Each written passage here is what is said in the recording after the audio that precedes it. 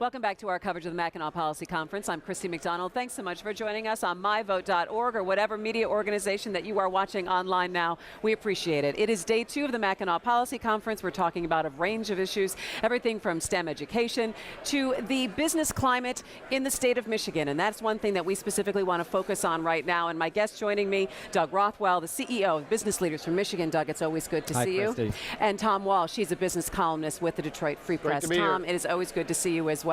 So we have been coming up to this Mackinac Policy Conference for a long time, some of us longer than me, but I want to ask you, Doug, just give me what you think the mood is right now with the business community in the state of Michigan. Where are we in terms of years past? Optimism is the word that I just use, and the reason for it is because it's real. I mean, I think that, in the past there's been a lot of hype about big projects or big ideas, but it's all about execution at the end of the day. And if you look at what's happened over the last few years in Michigan, unemployment's down, employment's up, incomes are up, population's coming back, and it's because you look at what we said in years past up at the Mackinac Conference needed to be done, and it's gotten accomplished.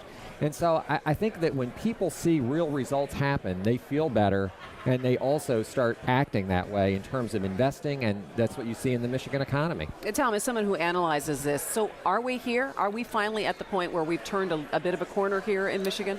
Well, I think absolutely that's true, and it's sort of an improbable story. Here we sit a little bit north of, Detroit, the bankrupt, blighted, city that is on the cusp of something really, really special, and you really, it's palpable. You feel it here. People are, as Doug said, optimistic, and they're energized. And there are a number of factors. Part of it is the bankruptcy and this hope that there can be kind of a clean sheet, balance sheet for the city, but also the leadership. You get we're 3 years and change into Governor Snyder. And now we got Mike Duggan in Detroit, and these guys they're different personalities, but they're very similar in that they're data-driven, focused on accountability and results, and not really on ideology. And I think there's a lot of confidence, especially among this crowd, for the leadership from those two guys. Let's talk a little bit about bankruptcy, Doug, and tell me, how do you think that has impacted business in the state? I think when originally the state, they filed and we were going through this process, the fear was, gosh, the state's going to be toxic and no one's going to want to do business here. Tell me how you think it's impacted. I actually think it's been a positive. And the how reason so? Because people would say that, hear that and say, whoa, wait a minute. Well, here's the reason, is because I think it gave us an opportunity to tell the story of what's happening in Detroit over the last few years, not just about how city government went bankrupt. And, I often try to remind people that Detroit hit bottom about 4 or 5 years ago. The city government hit bottom this past year when it went into bankruptcy. By going into bankruptcy, it allowed us to tell a national story, to get national media attention for the redevelopment downtown, the redevelopment in Midtown, that it was not all doom and gloom. And I think, Tom would probably agree with this. I think that we've gotten as many positive national stories out of Detroit in the last year or so as negative stories, and that's different than it was 2 or 3 years ago when it was all negative. So I think it gave us a chance to tell our story. Would you agree with that, Tom? Well, I think when you got a company in trouble, and their stock's performing badly, they say, okay, all the bad news has already been baked into the price of the stock when it's down.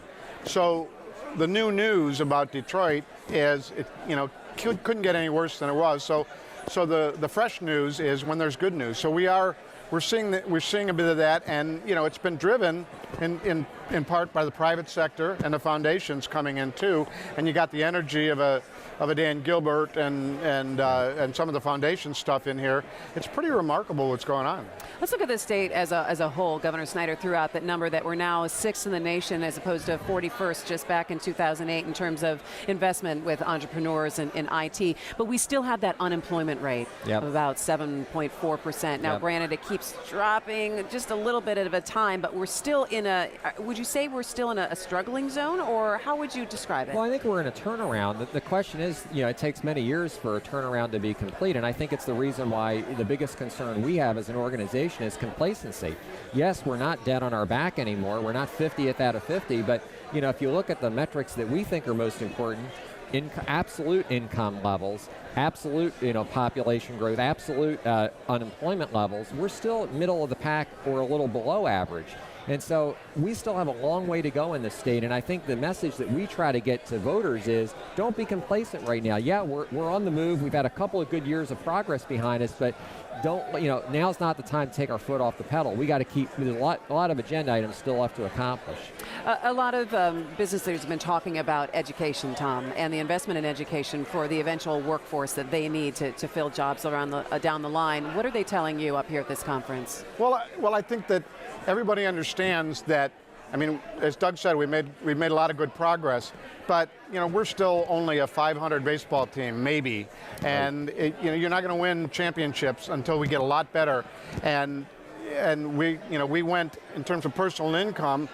We fell from a top 15 kind of state down to 36th or 38th, which is exactly where our educational attainment is on average. So, I mean, we're in a knowledge economy. We've got to improve the education if we're really going to become that top 10 state. I think people are aware of it.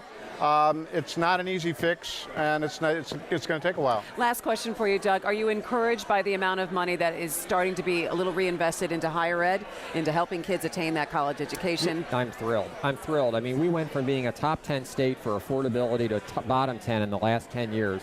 This year will be a market year of an increase that'll keep tuition below the rate of inflation. And as Tom said, if we want to get an educated workforce, which is key to getting more good jobs, we got to make it more affordable for kids to get it. All right, Doug Rothwell, Tom Walsh, thanks so much for joining me. A little bit of perspective on business in Michigan. Thanks. We appreciate it. And you are watching coverage of the Mackinac Policy Conference. We will be right back.